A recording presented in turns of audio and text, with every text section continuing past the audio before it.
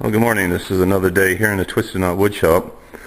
A couple of people have asked me about how I did my bandsaw fence, and so I thought I would show you guys how this thing goes together, or how I did it. When I got this bandsaw, it did not have a fence. I called Delta, and they, at that time, back in '96 or '7, I think it was, they had one, but it wasn't the one that came with this, but they said it would work, and it was over $400, and I said, well, that's not going to work.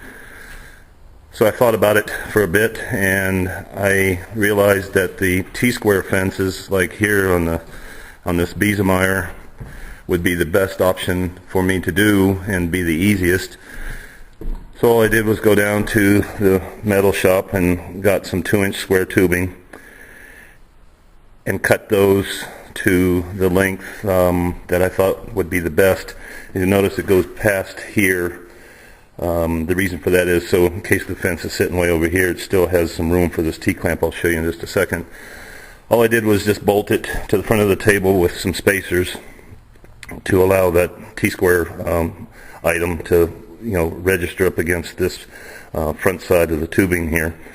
Then I cut a slot in it for the miter gauge, and the same thing on the rear. And of course I have these sticking out as well in case the fence, you want to have it out here somewhere, and painted them orange just to grab people's attention, so for a safety factor. And over here is the fence itself.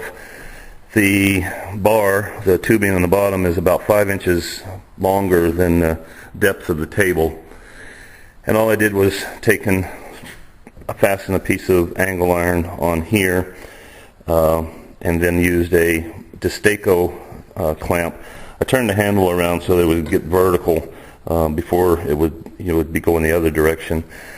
And all you do is you pick it up and set it on the bandsaw, and then you can see how that piece of angle iron registers up against the face side of this tubing here. And when the clamp is applied, you can hear it click.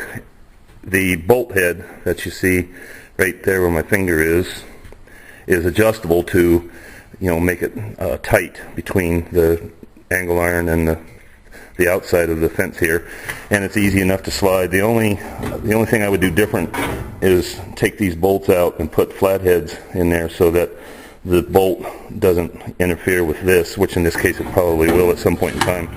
But it's easy enough moved, and if I was to measure from the T-slot to the fence over here, it's the same back there, and that's adjustable as well by these bolts there. They've got elongated holes in them, so I can twist it if I have to, and I did that. And I suppose you could take and put little Allen set screws in there to make that adjustment. It would probably work just as well. But that's it, and I think the total bill on this was, by the time I was done, was, I think it was probably around $30, including the clamp. That's probably a little high, even back in the old steel back in '96 was a little bit cheaper than it is now. But that's it. And then for another odd little deal, I used a piece of EMT tubing, bent it, got a switch there on the bar, on the post there, and it you can move in and out if you want to, and it doesn't come up or down, but it's pretty rigid and it's done its work. So there you go, and if you ever decide you want to build one, now you know how to go about doing it. Take care.